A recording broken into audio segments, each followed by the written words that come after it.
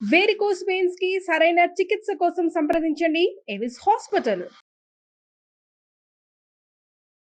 నమస్తే శశికాంత్ గారు. నమస్తే ఉష గారు. మహారాష్ట్ర ఎన్నికలపై దేశవ్యాప్తంగా ఉత్కంఠభరితంగా ఉందని చెప్పొచ్చు. ఎస్పెషల్లీ మన 2 తెలుగు రాష్ట్రాల్లో అయితే ఈ మధ్య కాలంలో పవన్ కళ్యాణ్ గారు కూడా అక్కడికి వెళ్ళి ప్రచారం ఎప్పుడైతే చేశారో అప్పటి నుంచి ఈయన ఇంపాక్ట్ ఏ విధంగా ఉండే అవకాశం ఉంటుంది, అక్కడ ఓటర్లను ఏ విధంగా ప్రభావితం చేశారన్న వాటిపైన కూడా ప్రచారం అండ్ దాంతోపాటు చర్చలు జరుగుతూ ఉన్నాయి. దానికి సంబంధించిన పూర్తి అప్డేట్ ఏంటి అండ్ బీజేపీ ప్రభుత్వం చక్రం తిప్పే అవకాశం ఉంటుంది అంటారు? ఉష గారు, పవన్ కళ్యాణ్ గారు 100% మహారాష్ట్ర ఎన్నికల్లో ప్రభావం చూపిస్తున్నారు అని చెప్తంలో నాకు సందేహం లేదు. కారణం ఏంటి అంటే, ఇప్పుడు రాష్ట్ర రాజకీయాల్లోనే కాకుండా జాతీయ రాజకీయాల్లోకి పవన్ కళ్యాణ్ గారు అడుగు పెడతాం జరిగింది.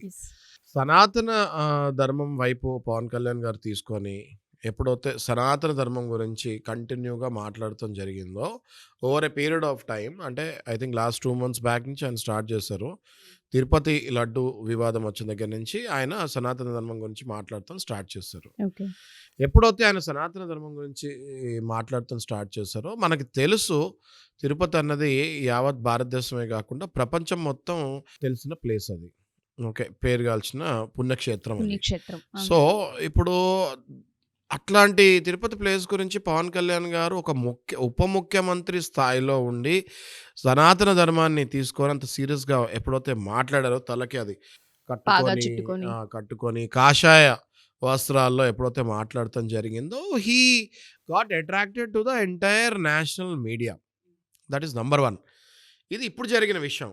మీరు గనక గత 150 days బ్యాక్ గనక తీసుకుంటే, అంటే మన ఆంధ్రప్రదేశ్లో రాజకీయాలకి ముందు గనక మనం తీసుకుంటే, ఎప్పుడైతే దేశంలో కూడా అంటే మెంబర్ ఆఫ్ పార్లమెంట్ ఎలక్షన్స్ కూడా ఎప్పుడైతే జరిగిందో, ఆ టైంలో మీరు తీసుకుంటే, నేషనల్ ఎలక్షన్స్ టైంలో మీరు తీసుకుంటే, నరేంద్ర మోడీ గారు ప్రమాణ స్వీకారం చేయకముందు పొత్తులో ఎవరెవరు పార్టీస్ని ఇన్వైట్ చేశారో ఆ పార్టీస్ అన్ని కూడా స్టేజ్ పైన కూర్చోబెడతాం జరిగింది.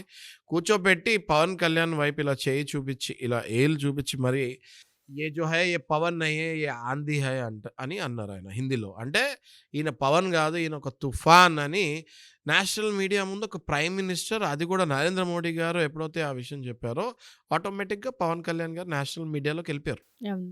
ఎప్పుడైతే మీడియాలోకి వెళ్తారో, నేషనల్ మీడియాలోకి వెళ్తారో, దేశం మొత్తం ఆ వ్యక్తి ఎవరో అందరికి తెలుస్తుంది. ఇప్పుడు మీరు తీసుకోండి, ఒక నార్మల్ పొలిటీషియన్గా పవన్ కళ్యాణ్ గారు ఉన్నప్పుడు, ఒక ఆంధ్ర తెలంగాణ, ఆయన హీరో కూడా కాబట్టి ఒక ఆంధ్ర తెలంగాణ తప్ప అప్పుడప్పుడు అక్కడక్కడ బయట డబ్బింగ్ మూవీస్లో పవన్ కళ్యాణ్ గారు ఎవరో బయట తెలుసు. బట్ ఎప్పుడైతే నరేంద్ర మోడీ గారు ఈయన పేరు తీస్తాం జరిగిందో, ఎప్పుడైతే వీళ్ళు ఇక్కడ కూటమిలో గెలుస్తాం జరిగిందో, ఎప్పుడైతే ఆయన ఉప ముఖ్యమంత్రి అవుతాం జరిగిందో, యావత్ భారతదేశం సినీ ఇండస్ట్రీ, బాలీవుడ్, టాలీవుడ్, కాలీవుడే కాకుండా నార్మల్ ప్రజలకు కూడా పవన్ కళ్యాణ్ గారు ఎవరో అందరికీ తెలిసిపోయింది. సో ఎప్పుడైతే ఆ వ్యక్తి అందరికీ తెలుస్తుందో, అలాంటి వ్యక్తి వచ్చి ఎన్నికల్లో ప్రచారానికి దిగుతారో, ఆటోమేటిక్గా కామన్ పబ్లిక్ అన్నది పుల్ అవుతారు. ఓట్ బ్యాంక్ అనేది ఆటోమేటిక్గా పుల్ అవుద్ది. ఇప్పుడు సింపుల్ లాజిక్ చెప్తా వినండి ఉష గారు. ఒక బాగా తెలిసిన వ్యక్తి వెళ్ళి నాకు ఓటు కావాలి అని అడిగితే వేస్తారా? ఏం తెలియని వ్యక్తి వెళ్ళి నాకు ఓటు కావాలని వేస్తారా? తెలిసిన వ్యక్తికే ఉంటుంది. రైట్, తెలిసిన వ్యక్తికే ఓటేస్తారు. సో ఈయన ఫేస్ అన్నది, పవన్ కళ్యాణ్ గారి ఫేస్ అన్నది ఒక మొత్తం దేశం మొత్తం ఒక నోటెడ్ అయింది. ఎలా నోటెడ్ అయింది? యోగి ఆదిత్యనాథ్ గారు. ఇప్పుడు హైదరాబాద్లో యోగి ఆదిత్యనాథ్ గారు ఎవరు అంటే అందరికీ తెలుసు, ఉత్తరప్రదేశ్ ముఖ్యమంత్రి అని. అది వేరే ఏదైనా రాష్ట్రం తీసుకోండి, అటు నార్త్ సైడో ఈస్ట్ సైడో తీసుకొని, దాని ముఖ్యమంత్రి పేరు ఏంటో కూడా ఎవరికి తెలియదే. మన ఆంధ్రాలో, తెలంగాణ కానీ ఆంధ్ర కానీ తెలుగు ప్రజలకు తీసుకొని, ఎక్కడ దూరంలో ఉన్న రాష్ట్రం తీసుకుని ఆ ముఖ్యమంత్రి పేరు అడిగినా కూడా చాలామంది చెప్పలేరు. కానీ యోగి ఆదిత్యనాథ్ గారి పేరు ప్రతి ఒక్కరు చెప్పగలుగుతారు. ఉత్తరప్రదేశ్ ముఖ్యమంత్రి ఆయన చాలా టఫ్గా ఉంటారు, టెర్రరిజం పట్ల ఆయన చాలా టఫ్గా బిహేవ్ చేస్తాడు, రౌడీజం, గుండాయిజం సహించడు, సనాతన ధర్మవాది ఆయన అని అందరూ తెలుసు కదా. మొన్న ఓల్డ్ సిటీకి వచ్చినప్పుడు కూడా, యోగి ఆదిత్యనాథ్ వచ్చినప్పుడు కూడా బ్రహ్మరథం పట్టారు మన ఇక్కడ ప్రజలు. అలాగే పవన్ కళ్యాణ్ గారికి వేరే రాష్ట్రాల్లో ఫ్యాన్ ఫాలోయింగ్ పెరిగిపోయింది.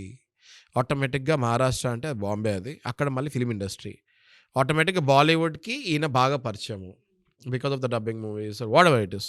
పాన్ ఇండియా స్టార్ కూడా కదా పవన్ కళ్యాణ్. అట్లా కాకుండా వాళ్ళ ప్రజలకు కూడా ఎట్లా పరిచయం అంటే, నరేంద్ర మోడీ గారు ఎప్పుడైతే ప్రకటించారో, ఏ పవన్ ఆంధీ అని ఎప్పుడైతే అన్నాడో, నేషనల్ మీడియా పవన్ కళ్యాణ్ ప్రతి ఛానల్లో ఈ ఆంధీ హై అని ప్రొజెక్ట్ చేస్తాం జరిగింది. ఆటోమేటిక్గా ఆ ఫేస్ ఏంటి అందరికీ నోట్ అయిపోయింది.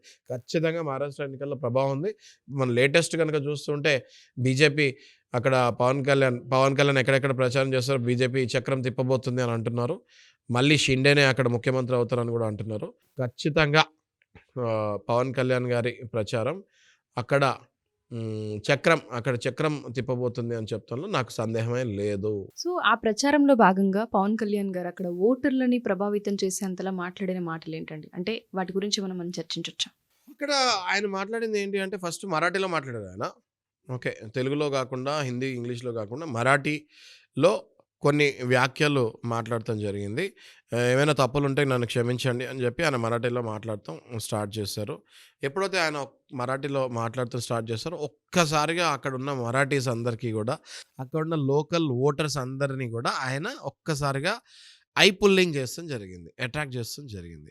అదొకటి నంబర్ 1. నంబర్ 2 ఆయన గత కొంత కాలంగా నరేంద్ర మోడీ గారి ప్రభుత్వంలో జరిగిన అభివృద్ధి గురించి, స్పెషల్లీ బాంబే లాంటి ప్లేసెస్ గురించి, $1 ట్రిలియన్ ఎకానమీ ఎట్లా అయితే వాళ్ళు రీచ్ అవుతున్నారో దాని గురించి, ఎప్పుడైతే ఎకానమీ గురించి మాట్లాడారో, $1 ట్రిలియన్ గురించి మాట్లాడారో, ఆటోమేటిక్‌గా అక్కడ ఉన్న ప్రజలు మళ్ళీ దానికి ఇంపాక్ట్ అవుతాం జరుగుతుంది.